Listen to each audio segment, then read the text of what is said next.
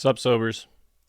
So I'm sure a lot of you guys know what not guilty by reason of insanity is, but if you haven't heard of it, not guilty by reason of insanity is a defense sometimes killers use to say that the reason they are not guilty for their crimes is because they were insane at the time of the crime. It's not the best defense in the world. It's a very rare defense to even use because it doesn't necessarily work that often. There's only about 1% of cases that use this as an actual criminal defense, and only about 0.26% of those cases end up in a successful not guilty verdict by reason of insanity. A lot of cases that try, cases more recent like Letitia Stauch, those cases, they don't end well for that defendant, and that's because it's a very hard thing to prove. It's up to the defendant and the defendant's lawyers to prove beyond a reasonable doubt that the defendant was insane at the time of the murder. So altogether, it's just a very difficult defense for the defense team to prove in the first place. But then on top of that,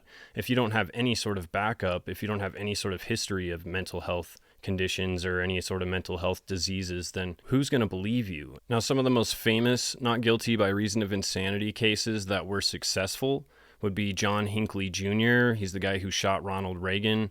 He thought he was doing it to, get Jodie Foster to notice him. Ed Gein, the Texas Chainsaw Massacre guy. I mean, the dude wore skin. Oh, and the last one's Lorena Bobbitt. And I'm sure most of you guys have heard of Lorena Bobbitt, but if you haven't, it's the woman that cut her husband's manhood right off because he was cheating on her. All three of these were successful cases where this defense was used. And we can also add the case we're talking about today. Now, because I feel like part of the reason this murder happened was for fame and for more recognition, I don't want to use this guy's name at all. I'll show you pictures, but I'm not going to use his name. I just don't want to boost his fame any more than anybody already has. Sorry, but our unnamed suspect will be added to the list. When I first started looking into this case, it said something about zombie killer and Cannibal Killer and all these things, and I was like, oh yeah, the guy in Florida that ate the guy's face. No, different face-eating Florida guy. What is in the water in Florida? Now, the main reason I wanted to cover this case is because I've talked a lot about how I think substance use can lead to mental health disorders,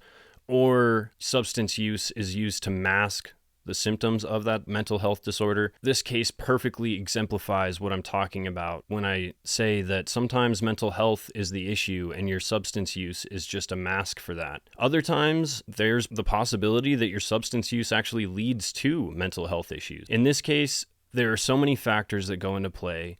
The case itself is absolutely gruesome, brutal, chilling. It is so crazy to read about and see the images and all that. So I was immediately attracted to this case. I couldn't stop reading about it. I'm still super interested in it. This case itself is just a perfect example of what I mean when I say if you are struggling with substance abuse, you might be struggling with a mental health issue, and it may not even be something you have control over. So really seek out what might be going on underneath the surface before you just start allowing your substance use to get out of control and let this self-medication start to have the reverse effect on you. There are some graphic images that I'm going to show, so there is also kind of a trigger warning here. If you're sensitive to that kind of stuff, then I recommend skipping this episode, but just remember, we'll be back next week with another episode. At the end of this, I want you to comment down below what you think the truth is. Do you think he was really insane, or do you think this was all just a ploy to get out of this whole thing? So with that being said, you guys, let's get into the story. Oh my God. Let me show you what I got. This beat is so hot. Oh my God. All right. On August 15th, 2016, so about 5 years ago, Jeff Fisher is one of the neighbors. He's hanging out in the Garage-Mahal with John Stevens and Michelle Mishcon. John was born July 2nd, 1957, and Michelle was born on March 14th, which is my son's birthday, 1963. Neighbors recounted that they literally would do anything for you. They were the nicest people. If you ever needed a hand, they were always there to help.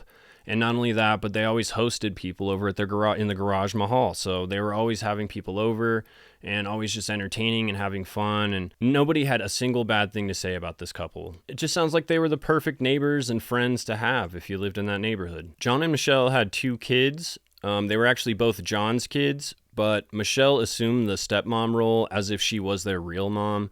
And the children both said that. They both said that she adopted us as if we were her actual children. Now, the Garage-Mahal was a little hangout spot. They had a TV, a bar, a couch. It was just a little chill spot, basically. John and Michelle always had their garage open. They wanted that to be the little hangout spot for everybody in the neighborhood. So once they got home from work, they could come chill, hang out, laugh, joke, have some beers, drink, whatever, and just relax, you know? And so it was actually a pretty well-known spot around the neighborhood. Many neighbors reported actually staying over there and hanging out in the Garage-Mahal. It sounded like a pretty awesome little spot. On that night of August 15th, Jeff Fisher's hanging out, but Jeff has to work early the next morning. So he's like, hey guys, I got to turn in. I'm headed back across the street, going to bed. As he's getting ready to lay down and getting ready for bed, it's about 9 p.m., he hears a woman screaming, super, super loud scream, like a violent, bloody, awful murder cry. He's like, well, what's going on? I got to check out and see what's going on. So he looks outside and he realizes that there's somebody in the garage over at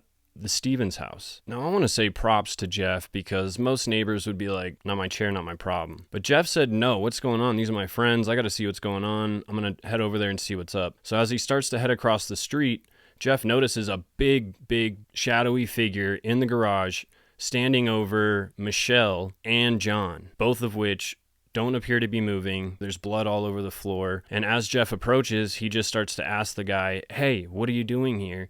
And as he walks up, the guy says, you don't want any part of this, man. You don't want anything to do with me, and you don't want anything to do with this. Get out of here. As he says that, he swings his right arm over the top as if he's going to hit Jeff. But he's actually got a knife in his hand, and he cuts Jeff all the way down his face, onto his back, and then down his chest even. So Jeff is like in complete shock of what's going on. He has no idea what just happened. He doesn't even realize that he's just been stabbed. But he starts to tussle with the guy in the garage, trying to get the weapon out of his hand, and eventually he's able to throw him down to the ground of the garage. Once he does this, it frees him up, and he starts to realize that he's bleeding. He's like, I've got blood all over the place. I have to figure out what is going on. In fear of his own safety and seeing that Michelle and John were both unresponsive on the ground, he immediately booked it through their house, out the back door, and then proceeded to run back over near his home, where he hid behind a bush and was kind of trying to keep an eye on things. He was looking for this guy. Where did he go? I have to figure out what's going on here. As he does this, he calls 911, obviously, and I could not even imagine what was going through John's mind when he realized that his wife was being attacked by this guy, and then he was proceeded to be attacked by this guy. I couldn't even imagine. That just sounds absolutely nuts. Now, when the first officer arrives, she rolls up, moves into the garage, notices a 6-foot-tall, 200-pound white male with his arms wrapped around John, and the guy is eating his face. He's taking bites out of his cheek. He's got his fingers in his mouth, ripping his cheek off. He's taking bites out of his chest and arms, just eating the guy. So immediately the officer's first concern is John's safety. So she runs over, tries to get the guy off of him and put him under arrest. She reaches for his arm, pulls it behind his back, and tries to throw the handcuffs on. But this guy just rips his arm out of her hands and kind of kicks her away, and then goes right back to eating on John. Whoa. A canine unit officer shows up. Now, this officer comes inside and realizes the struggle that's happening and immediately is like, okay, I got to do something. So he busts out his taser and shoots this guy with a taser. Doesn't do anything to this guy. Literally doesn't even faze him. He just keeps growling, snarling, and snorting and just chomping away at John's body. While he's doing this, he's just biting his skin, chewing it up, spitting it out at the cops, and just like making these crazy animal noises. Because he's not responding to any lawful orders, the taser didn't work, and they're having a hard time getting this guy under control. They feel like they have justification to release the canine unit on this guy and see if that can help, get him detained. So they let the dog go. The dog runs over and immediately just latches onto his arm, starts biting it. And I mean, if you've seen the videos of the dogs, man, they latch hard. So he latches onto his arm, but this guy just rips his arm back out of the dog's mouth, likely just ripping skin right off of his arm, and proceeds to wrap his arms back around John and just continues to eat on this guy. Like, what? Absolutely crazy. And so since the dog didn't work, nothing seems to be working. More officers show up. We now have 3 officers total in this garage trying to detain this guy.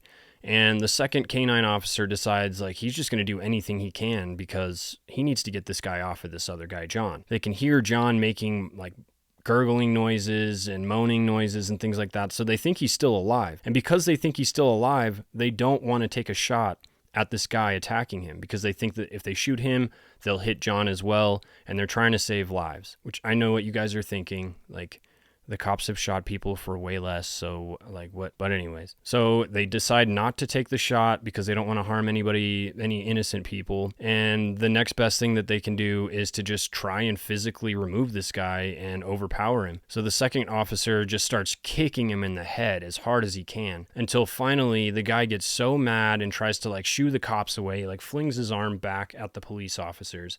While he does that, the cops grab his arm and throw the handcuffs on him, slamming him into the ground, actually finally detaining him and getting him under control. While all of this is happening, he's screaming, "Kill me, just fucking kill me. I ate somebody, fucking kill me." And obviously the cops aren't going to kill him, but yeah, just the kind of unhinged, crazy, just absolutely insane person that they're dealing with. I couldn't even imagine what was going through their minds. Because of this guy's serious injuries from being attacked by the police officers, the K9, John, Michelle, Jeff, all the people involved, he had some pretty serious injuries that he had sustained. So they call an ambulance over, they get him loaded up into an ambulance, and they have him taken over to St. Mary's Hospital where they check him out and treat him for his injuries. Now, while that happens, the police are free to start inspecting the scene and trying to figure out what the fuck happened here. First thing they notice, they see Michelle, who's unresponsive, blood all around her, multiple stab wounds, and tons of blunt force trauma wounds as well. John laying not too far from her,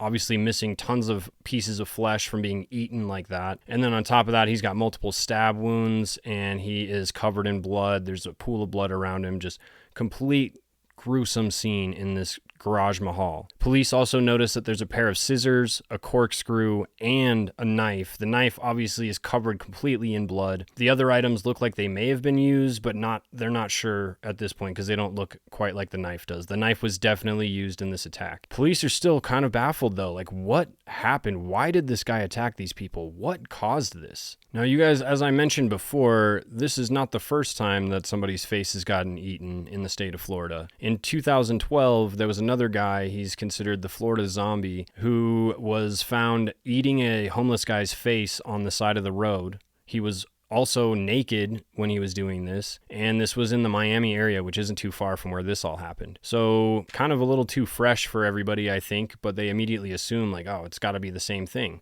The last guy was high on bath salts, so this guy had to be high on bath salts. Very similar symptoms. The one guy was totally naked. This guy was almost naked. He's wearing only a Michael Vick jersey, but no pants. After about 24 hours, the police are able to go down and get some of his blood to be able to test for substances that might have been involved in this crime because, I mean, obviously this guy had to be out of his mind on some drugs to do some shit like this, right? They're assuming bath salts, meth, flakka, something like that. No drugs were found in this guy's system. Not a single one was found, especially the ones that they thought they were going to find. The only toxins that were in his system were trace amounts of marijuana, which is going to show up regardless because it stays in your system forever. And he was at a 0.175 alcohol level. So he was drunk, but he was not on any other illicit drugs. He certainly wasn't on bath salts or flakka like they thought. So what caused this guy to attack this couple seemingly at random in their Garage-Mahal? In order to understand what caused all of this and how we got here, we have to go back 19 years to December 21st, 1996. And that's the day that unnamed suspect was born. His parents are Mina and Wade, and they all grew up and lived in the Miami area for most of their lives. Recently moved to the Jupiter area, and that is where they were living at the time. Cannibal guy. Went to Suncoast High School, and he played football for all 4 years of high school, and he was also a wrestler. He was on the wrestling team for his sophomore year. So very involved athletically, very involved with school, And not only that, but he started getting into working out around this time. I mean, that's something big with football and with wrestling. You got to work out, you got to hit the gym. It's something that you do before each practice. That's likely where he got this love for working out, bodybuilding, and health and wellness. He wasn't very popular in high school, which is kind of surprising if he was on the football team and the wrestling team. And I mean, he's a fairly good looking dude, but he says he wasn't very popular throughout high school. And because he was already dealing with issues with his parents,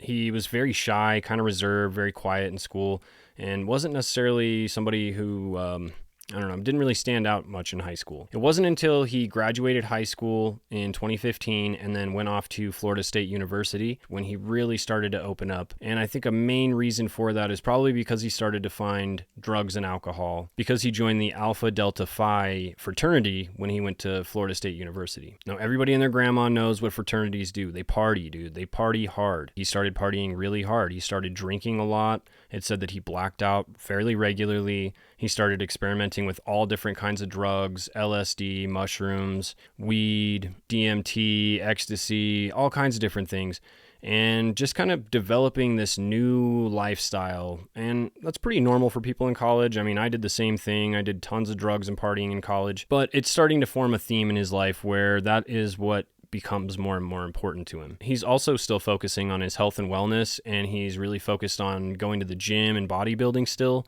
So much so that he's got his own YouTube channel dedicated to his bodybuilding, his fitness, and his health and wellness. He shares a lot of things that he knows, tips for, working out and stuff like that on there.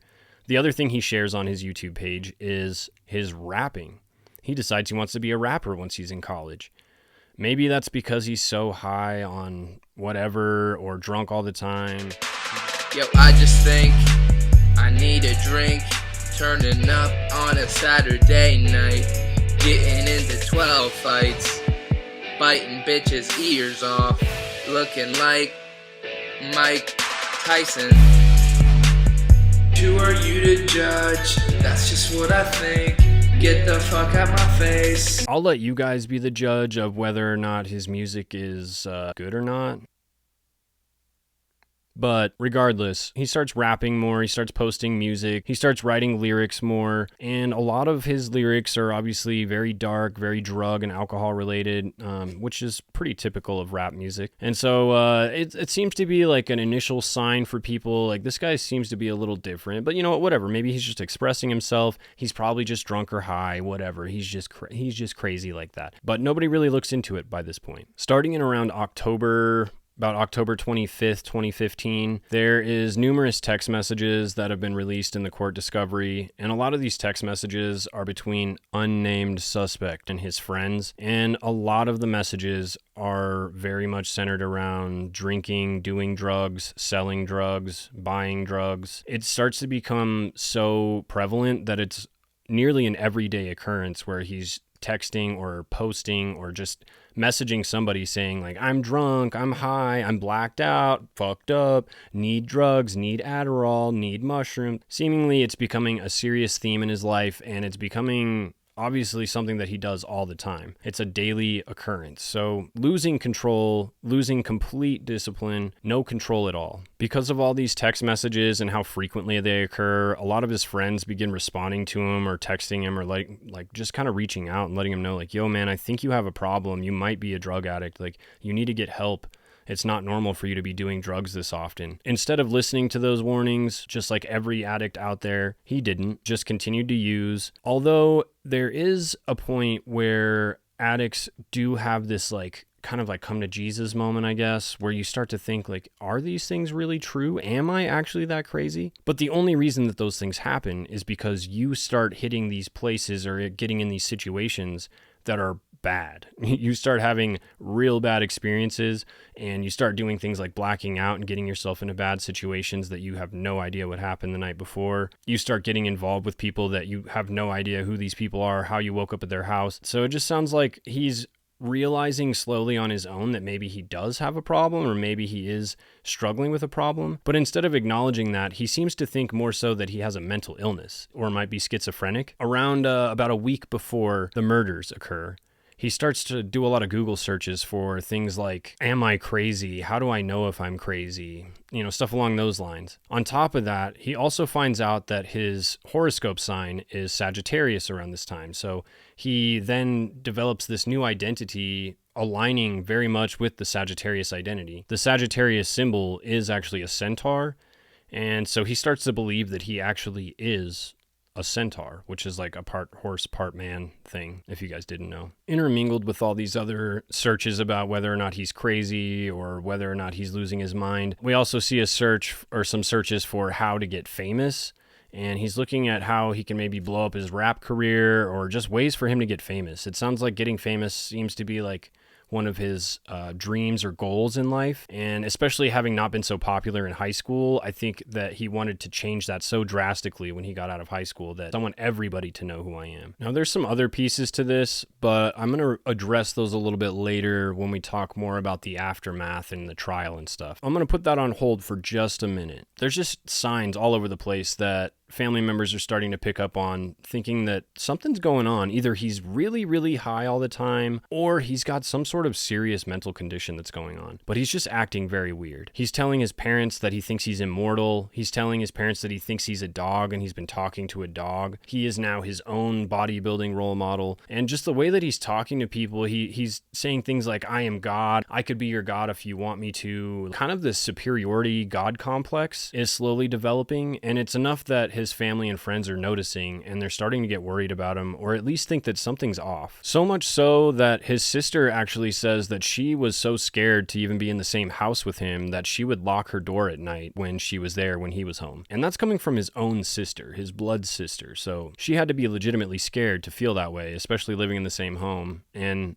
him having no record of anything or any past of anything, he must have been acting really strange for her to feel that scared of him. It's about a week before the murders, and this is when things are starting to get really bad. And it sounds like maybe his parents got involved, because there's some text messages that we see from his dad asking him if he threw the drugs out, making sure that he's not on anything. And he says, yes, I've been clean. The only thing I've been doing is smoking weed. He hasn't been doing anything else, which isn't true, because during that same week, he also hit up another friend to try and buy some mushrooms. But besides that, it said that he wasn't, drinking or doing drugs or anything, at least to anybody's knowledge. That's what he was telling everybody. And likely his parents were just trying to be good parents and step in and be there for him, because they're starting to notice that things are a little weird with him. He's starting to act kind of strange, say weird things, just concerning him. So during this week, they're hanging out with unnamed suspect, and they're just trying to help him out, make sure he's getting rid of the drugs, making sure that he's trying to find help for his problem. Then on August 14th, which is one day before the murder, he goes to a gun show with his dad, and they're, just hanging out, checking out the guns, checking out things.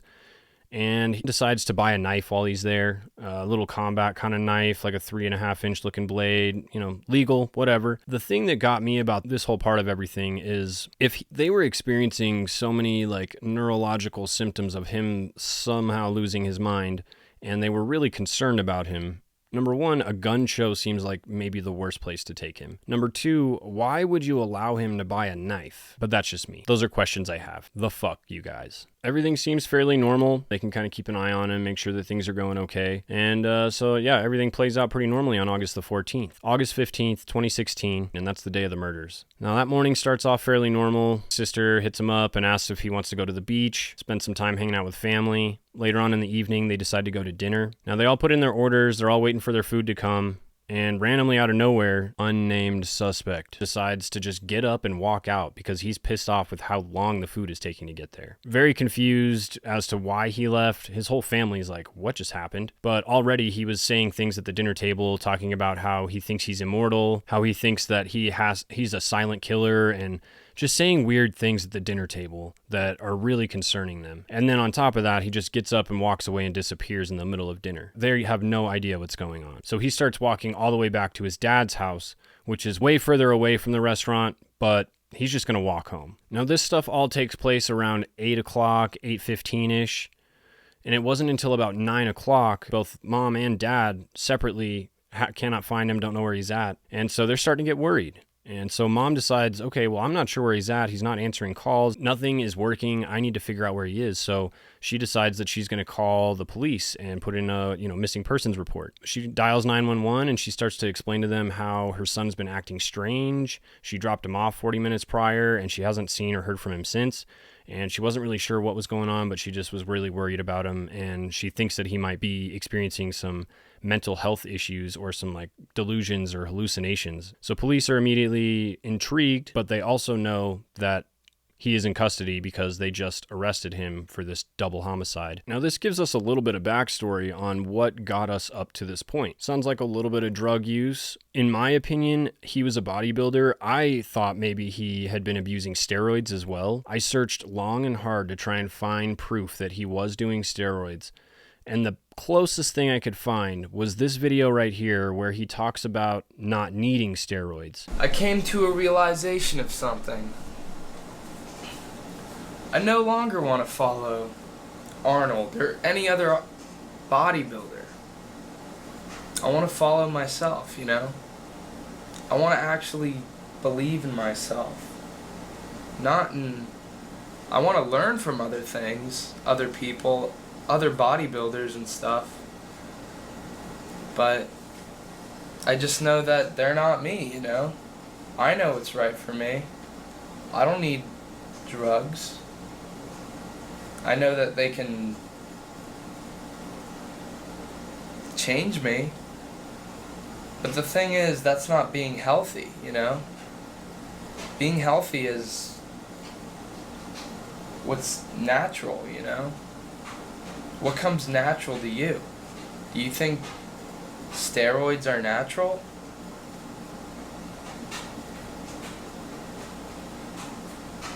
Who knows, Who knows? You think steroids would be beneficial? Who knows? But for me, I know that I don't know, but I think that steroids really aren't for me. Honestly. I used to think that I needed steroids to be a bodybuilder, to be this thing, to be this symbol, to be this lie, All I need is really just to learn from everything. I'm learning from all the protein companies. I'm learning from all the bodybuilders, I'm learning what did they do wrong. I'm learning where did they go wrong, The way that he talks about not needing them makes it sound like he was using them, in my opinion. He also refers to weed as steroids for your brain in a text message to a friend, and I've never done steroids, so I would have no reference for that, but I just couldn't ever imagine using that terminology if I hadn't tried steroids before. Like, weed is like steroids for your brain. It like makes you better in your brain. Like, I don't know. I just wouldn't associate the two unless I was a user of both of those things, if that makes sense. So my opinion, my honest, true, speculative opinion is that I think he was using steroids, and that's a pretty popular opinion amongst a lot of people, but no tests were ever definitively done. They only tested for illicit substances like drugs, and they didn't test for any steroids or anything else, so there's no definitive proof as to whether or not he was or was not using steroids. However, he says he's never tried them, never used them, won't ever try them, doesn't need them. So, we can believe what he has to say, but I don't know. I'll leave it up to you guys to decide. Comment below what you think. Now, because of all the processes that they have to go through in order to even get to a trial with a not guilty by reason of insanity defense, there has to be tons of examinations done, tons of experts brought in to try and figure out, was he crazy during the crime or was he not? And during this time period, he's going to be held in the Martin County Jail, and he's also going to be held in solitary confinement for that most of that time, which, to me seems kind of fucked. He's already crazy, just make him even crazier. But anyways, after about 5 years, both the prosecution and the defense are able to give their own, expert psychiatric evaluations of his mental state at the time of the crime. Both of these psychiatrists decide that he was suffering from clinical lycanthropy, which probably doesn't mean anything to you. didn't to me either. Clinical lycanthropy is essentially a mental condition where they call it werewolf syndrome, because the person believes that they either are a wolf or a dog or some sort of canine creature, and they get this sense of like immortality, and they get this sense of like, I don't know, just like a thirst for blood. So now we have two evaluations from both sides, prosecution and defense, saying, yes, he was actually crazy at the time of these murders. So that leaves the decision to not find him guilty by reason of insanity completely up to the judge. Now, the judge is reasonable in that he analyzes what he was given, and he trusts his prosecuting attorneys, and his prosecuting attorneys have given him a report that says, yes, he was insane at the time of this crime, and the defense has also provided the same exact thing. Both sides are in agreement that, yes, he was insane, and so since both sides are in agreement, then it only makes sense for him to conclude that cannibal guy is not guilty by reason of insanity. He's going to be placed in a mental health facility indefinitely, and he will be avoiding prison, is really the benefit of the not guilty by reason of insanity defense. If you are successful, you're not sentenced to prison. You're not sentenced to death. You're not sentenced to anything. And in the state of Florida, the death penalty would have been on the table for sure. So he not only skated out of the possible death penalty, but he also skated out of not having any sort of, criminal proceedings charged against him because he was found not guilty because he was insane. That does mean that he has to be intaked into a mental health facility, though. And it sounds like it's an indefinite thing. In most cases, they won't even release you unless they think that you're no longer a threat to society.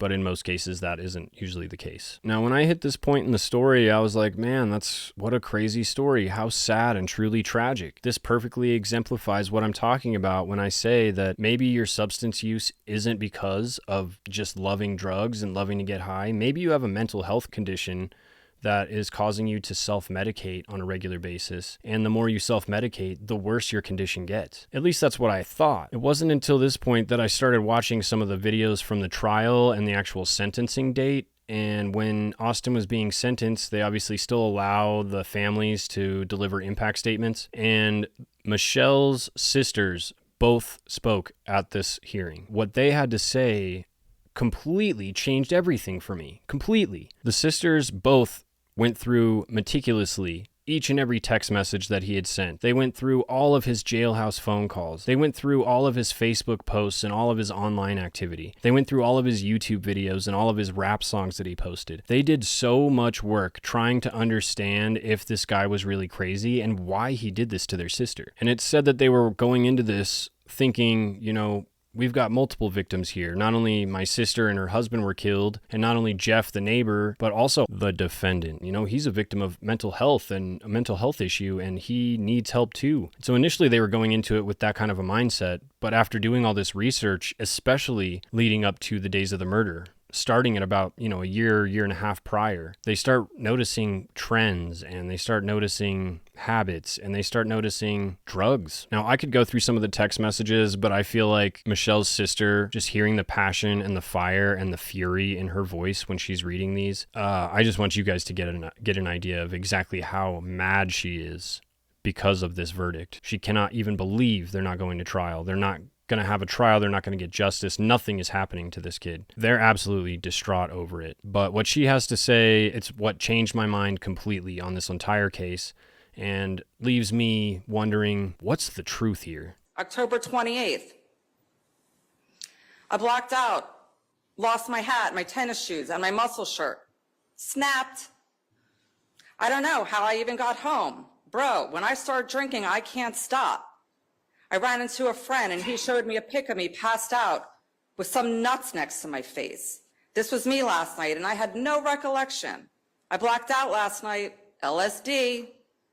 October 29th. I wish I wasn't so wasted. October 30th. I'm always high. October 31st. I'm drunk. We're all fucked up. Hold on, let me get the Addy. I'm fucked up. November 2nd. I'm drunk. November 7th. Already drunk. November 8th, I'm fucked up. A friend tells you you can be an aggressive alcoholic. November 9th, you sold one of your Vyvanse to a friend. November 10th, crash from Vyvanse. I'm getting hammered tomorrow. Want shrooms. November 12th, trashed, on shroom. November 13th, I need to smoke. November 14th, I want to get there before I want to get there before all the sluts drink the alcohol. June 10th, a friend says, game for drinking tonight? June 12th, in your notes, he's very snowy, coke boy, do a lot of blowy, crack addict. June 15th, you're making plans to meet somewhere and smoke. June 16th, getting high. June 17th, I just want to be rich and famous. Too high, scared, help. June 18th, need weed. More lyrics about doing coke and Adderall and Vyvanse. June 19th, give me drugs, give me drugs. Text from your girlfriend. And you're always high when I talk to you. I just know that for me, personally, the drugs are taking a toll on me. And I can't handle your words. The drugs were taking a toll on you. August 12th, 3 days before the murders, you texted, quote, I don't think I'm going crazy, end quote. You talked about how the drugs changed you. The drugs changed you. The drugs. August 13th, 2 days before the murders, you talked about how the drugs were hurting you. The drugs. You said, quote, the drugs made me vulnerable to evil, end quote.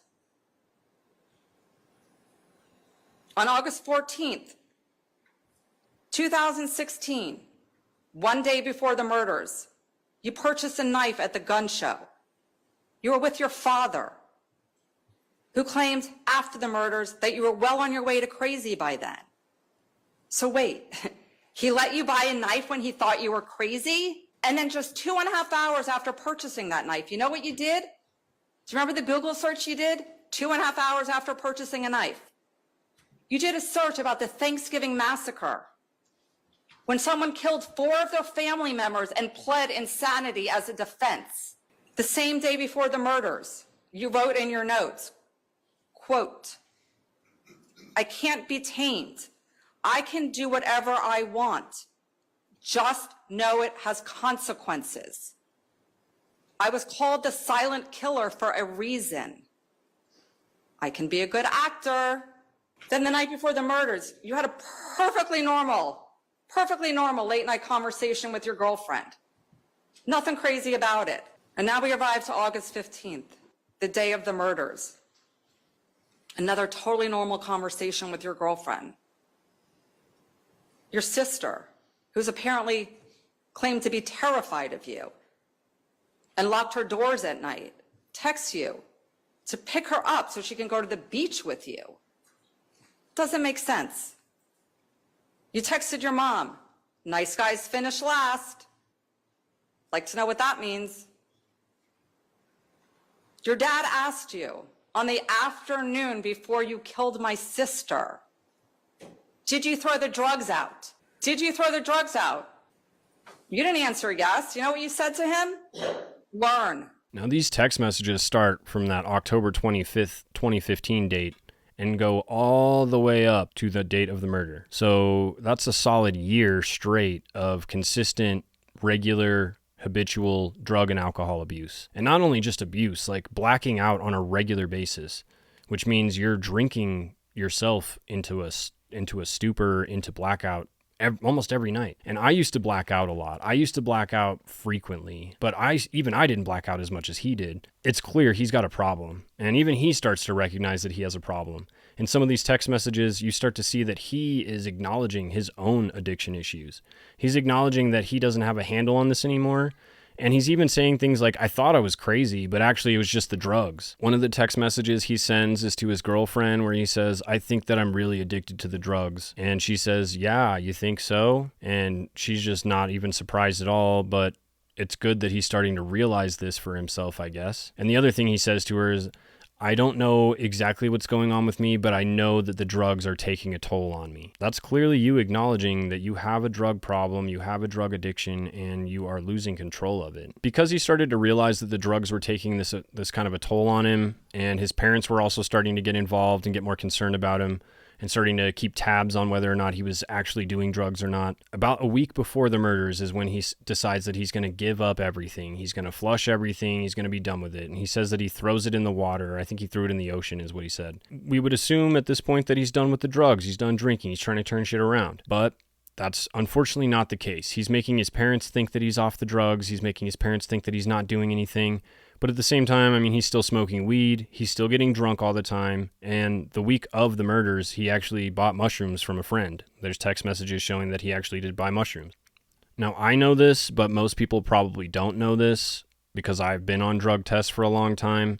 But mushrooms, they don't have a affordable enough, reliable enough, and fast enough test to be able to determine whether somebody's taken psilocybin mushrooms or not. Even the FBI does not have this test available to them to test when they're doing this toxicology report. And knowing that he bought mushrooms the week of the murders, and also knowing that mushrooms are not tested for on those tests, it leaves me feeling a little curious because I'm like, was he high as on mushrooms or what? Even if they were to try and test for mushrooms, they're usually gone out of your system within 12 hours after being ingested.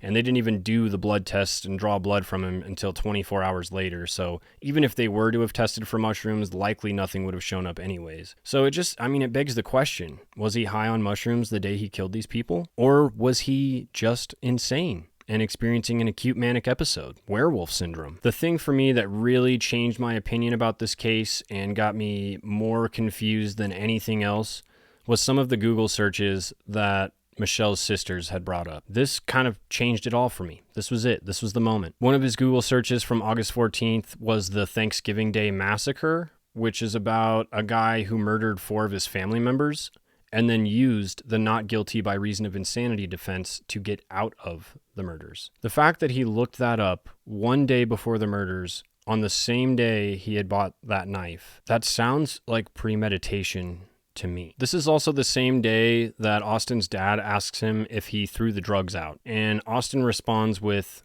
the word learn. The fuck does that even mean? AKA no, I guess. I don't know.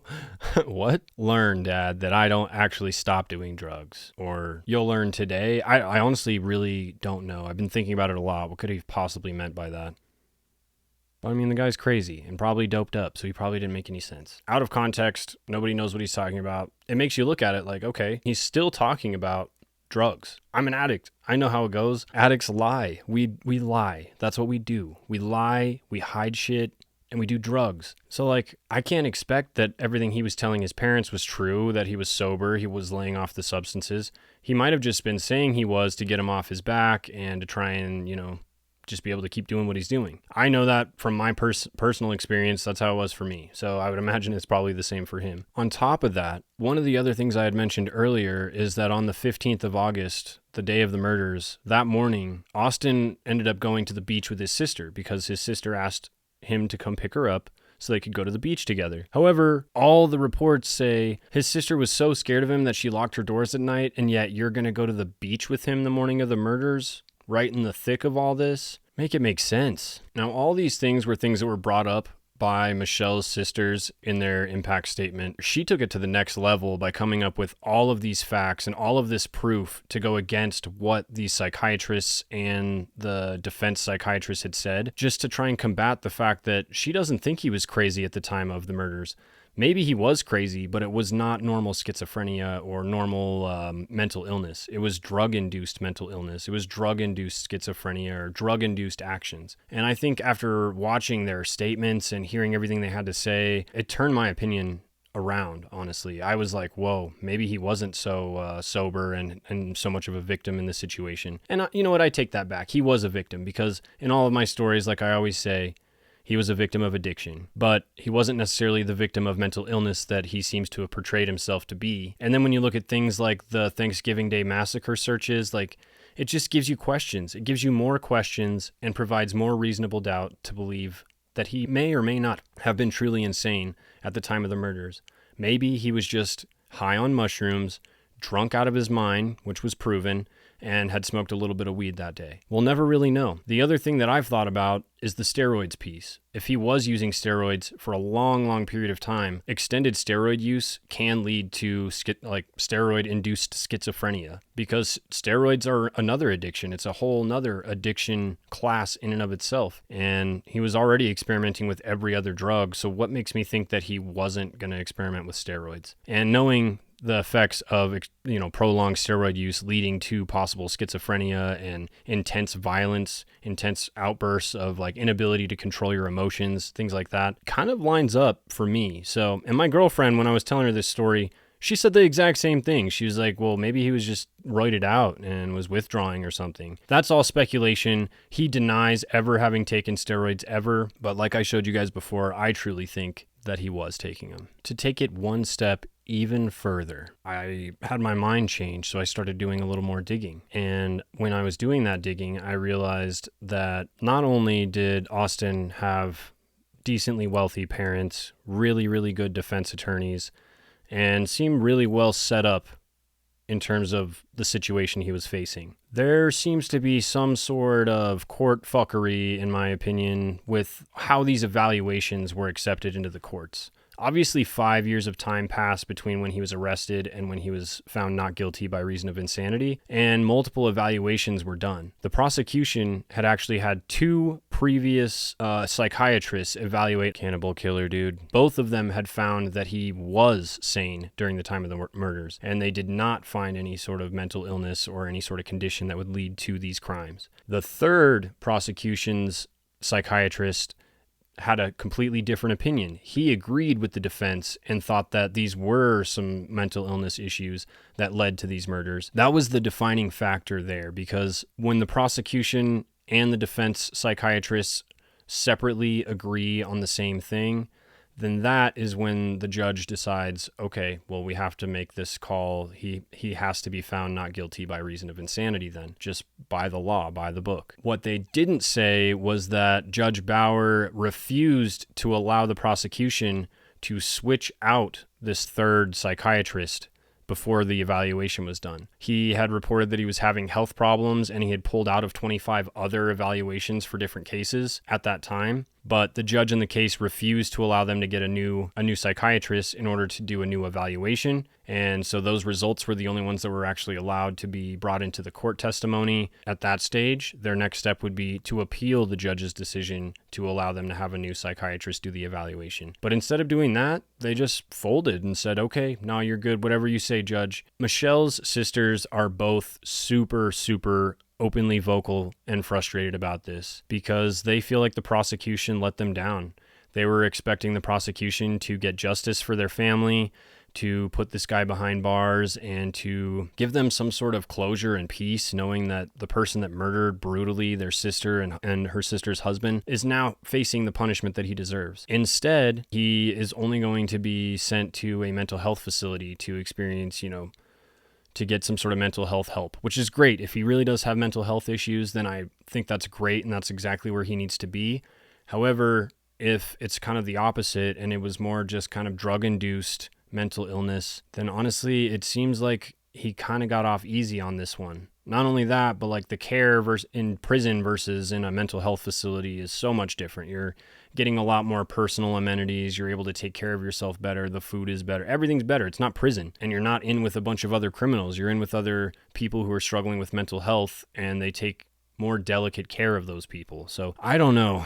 You guys, what do you think about this case? What do you think the truth is here? Do you think that he actually was struggling with some mental illness? Do you think the drugs exacerbated that mental illness to the point where he then was truly insane? Or do you think that he was just high out of his mind, had a serious addiction problem, and wasn't able to let go of the drugs, and maybe was even high on mushrooms the night that he killed John and Michelle? At this point, the mystery is still open, and many people are very divided on this case. I mean, I can understand why. There is just so much information on it, and yet none of it seems to make much sense. The one thing I can say about this case is what I've already said before. If you are struggling with substance abuse, it might not just be that you love getting high. You might actually be struggling with some sort of mental issue. I'm a perfect example of that. Once I got sober, I started to really dive deep into looking to see if there's some mental health issue that I was dealing with. I always thought I had anxiety and depression, but I actually got diagnosed as bipolar 2 once I went in and started seeing a psychiatrist and talking with her about it. And that means that you spend more time in the depressive zone and you have shorter and less frequent periods of mania, which sucks because being manic is awesome. But because of that, I realized, okay, that explains I'm not just depressed. I'm not just anxious. I experience these intense mood swings to where I feel like I cannot get out of a funk, and I don't even understand why I'm in a funk. And it's a regular thing, and it can last for, a day or two, all the way up to a week. Who knows? Realizing that you have a mental health issue allows you to then take steps to correct that issue or be more mindful about that issue. And the other thing is, the first step for me was to get rid of drugs and alcohol. They're not going to help your mental health issue. They're going to exacerbate it even more. And not only that, but when you're withdrawing from substances and then putting new chemicals back into your body, your brain is constantly out of whack chemically. So if you're struggling with substance abuse, maybe consider the idea that there's something deeper going on, and really give yourself the love and attention that you need to try and figure out what is causing you to feel drawn and addicted to these substances, or this feeling or this need to abuse these substances. This is a case that's going to stick with me because I'm always going to wonder, what the fuck? What's the truth? But I want to hear what you guys have to say. So drop a comment below and let me know what you have to say. And if you like the story, please let me know as well. I'm always trying to get better at my storytelling. I'm always trying to get better about the cases I bring to you guys. And I'm always trying to bring, a sober aspect to my true crime stories to show you just how serious addiction can be. So I appreciate you guys watching thus far and listening. If you want to listen to one of my other true crime stories, I've got one right here. And at the end of this video, I'll throw a couple up for you too, so you guys can choose from that. I've got an entire playlist even, so maybe I'll even throw that on there. But if you guys haven't subscribed to my channel, please subscribe so you can stay up to date when I post new stories. Share this with a friend, share this with somebody that needs to hear it, share this with somebody who you know loves true crime. But that's all I got for you guys today. Thanks for listening. We'll see you next week. Later, sobers. Oh my